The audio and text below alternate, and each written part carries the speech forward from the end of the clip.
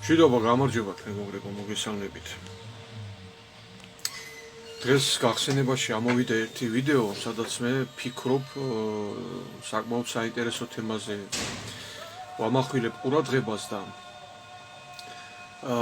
მინდა ისევ ის თემა გავიმეორე, იმიტომ რომ ზოგიერთი ჩემ ძველ ჩაწერილ ვიდეოებში ვხედავ ჩემი გადმოცემის ხარვეზებს, ანუ მე რაღაც არ მომწონს ხოლმე ჩემ საუბარში, აზრი კი არა, არამედ გადმოცემა და ამიტომ გავიმეორებ. ვისაც გაქვთ ღვთისმეტყველო საკითხებზე მოსმენის, საუბრის სურვილი, მართლა გააგრძელეთ ყურება. უფალი ჩვენი მაცხოვარი იესო ქრისტე საუბრის დროს, ქადაგების დროს ხშირად იყენებდა ძალიან ისეთ მარტივ ცხოვრებისეულ საყოფაცხოვრებო ეპიზოდებს, მომენტებს. აი მაგალითად თესველის მაგალითი მოიყვანა, ვაჭრის მაგალითი მოიყვანა, ფრინველების მაგალითი მოყავდა, მუშების მაგალითი მოყავდა. და ამითი ცდილობდა ის რომ მსმენელისთვის ადვილად აღსაქმელი ყოფილიყო ის, რაზეც ქადაგებდა, რაზეც საუბრობდა.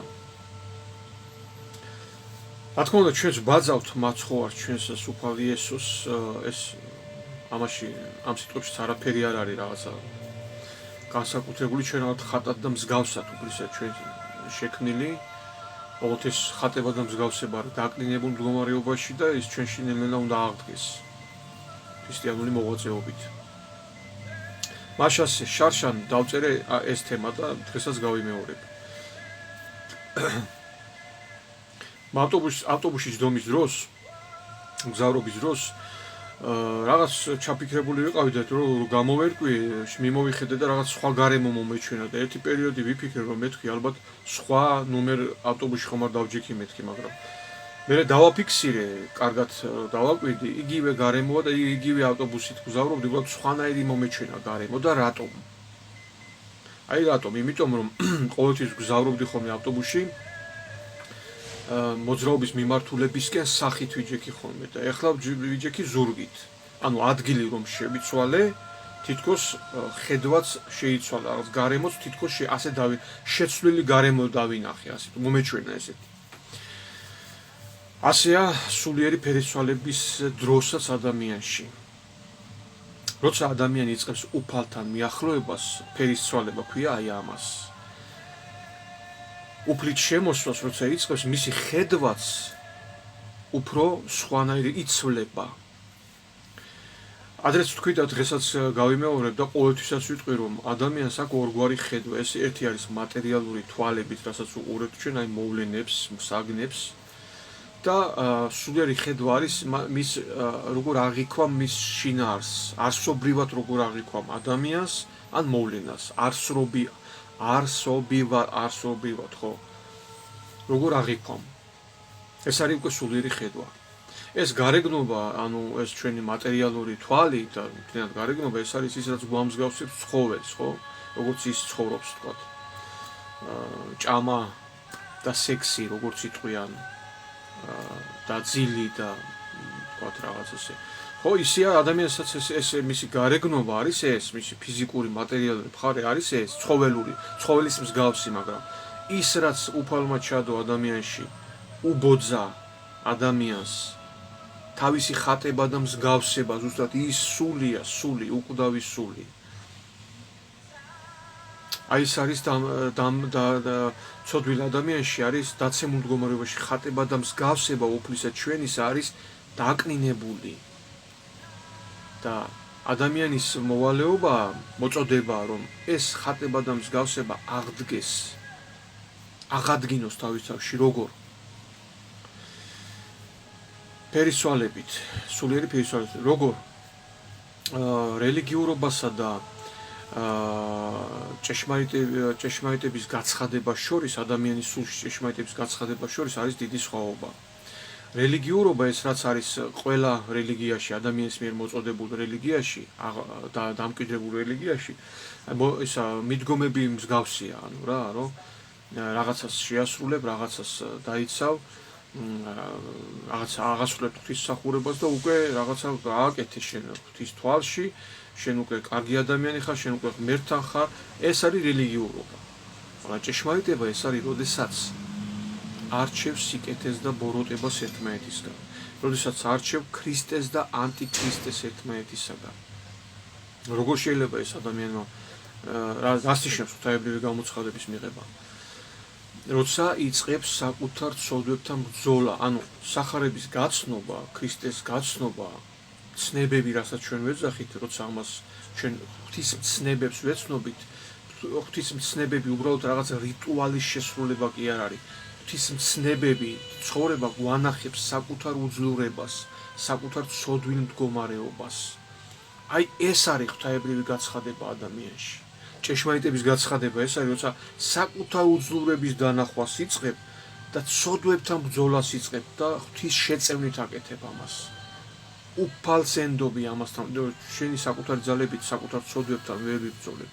აი ეს არის ჭეშმარიტების გაცხადება. როცა იწყებს ადამიანი აი ასე ცხოვრებას, მისი სულიერი ხედვაც იცვლება. რასაც ადრე სიკეთე გეგონა და სიკეთეს ეძახთი, ბოროტება აღმოჩნდება და რასაც ბოროტები გეგონა, შეიძლება სიკეთეც აღმოჩნდეს. ასეა. აი როგორც ადამიანები შეიძლება ვიღაც ესე გონია ბოროტი და შემდგომში კეთილი აღმოჩნდა. ვინც კეთილი გეგონა ბოროტი აღმოჩნდა, ხო? აი ესეთ იცვლება ხედვა. იმიტომ რომ ბოროტებას სიყალბე ახასიათებს, სიცრუე რა არის? მოგაჩვენებს თავს, რომ ეს მართალია და კარგია. სრულიად ჭრეტელი ადამიანი ხედავს აი კარგის მოქმედების ქვეტექსტებში არის ბოროტება ჩადებული და ტყუილი ჩადებული. ამას ხვდები მაშინ, როცა ღვთის გაცხადება, ჭეშმარიტების გაცხადება ხდება შენში, მაშინ ხვდები, მამა. მანამდე შენ ზედაპირულად უყურებ ყველაფერს, აი ეს ზედაპირ, რაც აი მოწოდებებია თუ რაღაცებია, იმის გჯერავს, აი რასაც ისმენ და ხედავ იმის გჯერავს, მაგრამ როგორც კი იწყებ ღვთაებრივი გაცხადების მიღება შენში და უფლის ხატების და მსგავსების აღდგენა შენში, უკვე შენ ხედავ სიღრმებს, ხილვები კი არ გეწყება, არამედ სულიერი ჭრეტა გისუფთავდება. შენი სული ხედავს უკვე ნელ-ნელა ხდება ეს პროცესი, შენი ხედავს სწორად. და ამის კარგი მაგალითისთვის ასევე მოვიყვანე პირველ საუკუნეში მღვდელმთავრები და პილატე ბრბოს თვალით დაინახეს უფრო. პილატემ და მღვდელმთავრებმა ბრბოს თვალით დაინახეს მაცხოვარი ჩვენი უფალი იესო. მათ შორის წიგნობრებმაც. წიგნობრები ეს ის ადამიანი, აი ღვთისმეტყველები რო ვთქვათ, თეოლოგები დღეს რო ესე რო ვთქვათ რა, ზეპირად იწოდნენ წმინდა წერილი, მაგრამ მესია ვერ იცნეს. იმიტომ ბრბოს თვალით დაცემული ამპარტავნული თვალით შეხედეს მას. ხოლო მის გვერდით იესოს მოწაფეებმა და მოციქულებმა მაშინ დაინახეს მესია და გადამრჩენელი, მხსნელი. ბოლომდე ვერ წვდებოდნენ, რა თქმა უნდა, ისინი დროთა განმავლობაში იმეცნებდნენ ღმერთს. მაგრამ იმ დონეზე დაინახეს, რომ ეს არის გადამრჩენელი, რომ მასთან არის ღმერთი, რომ მასთან აი მადლს გრძნობდნენ, იმიტომ რომ ხედავდნენ სწორად. იმიტომ რომ იყვნენ გულწრფელი ადამიანები. არ მწოდნე, გაუნათლებელი, მაგრამ გულწრფელი ადამიანები, რომლებსაც განჭვრიტეს ღმერთი უფალ იესოში. ხოლო ვისაც უნდა დაენახა ღმერთი ეცნო, ვინც დღედაღამე ღმერთის მსახურებაში იყო და უნდა ეცნო ღმერთი, მათ ვერ იცნეს ზუსტად.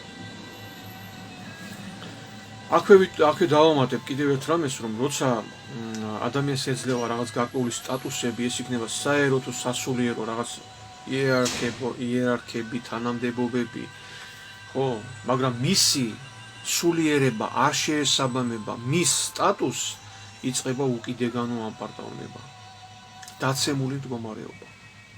პირველ რიგში ადამიანის ყველაზე დიდი ბოროტება არის ეს, საკუთარ თავზე დიდი წარმოდგენა.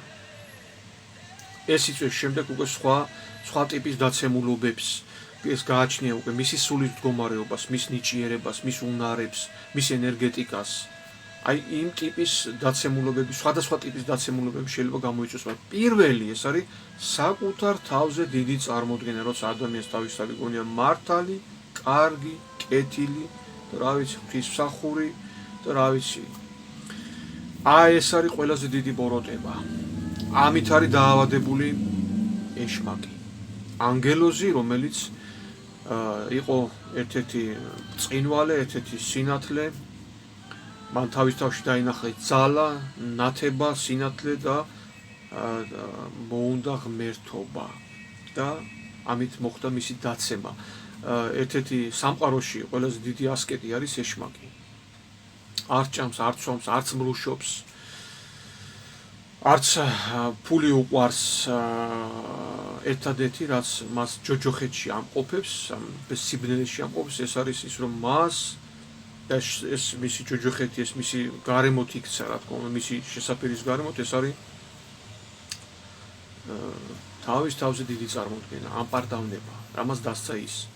და ადამიანი, რომელიც აქვს საკუთარ თავზე დიდი წარმოდგენა, რომელიც ვერ ხედავს საკუთარ შეცდომებს, საკუთარ ცოდვებს, ვინც არ უნდა იყოს, მათ შორის ღვთისმსახურიც, ის არის ეშმაკს მიმსგავსებული და არა ქრისტეს, უფალს ჩვენს იესო ქრისტეს. რაც ღმერთის თვალში ამაღლებულია, ის ადამიანთა თვალში არის ყოველთვის დაცემული.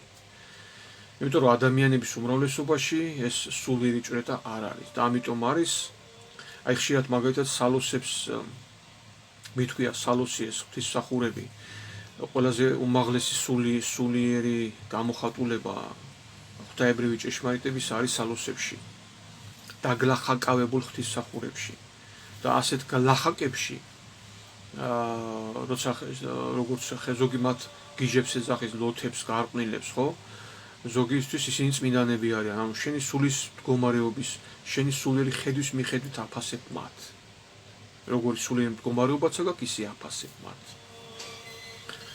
დიახ და რაც ადამიანთა თვალში ამაღლებულია აი რასაც ადამიანები ტაშს უკრავენ და ესე ის ღვთის თვალში არის დამცირებული შეგვიწყალოს ღმერთმა ჩვენმა უფალმა იესო ქრისტე ამინ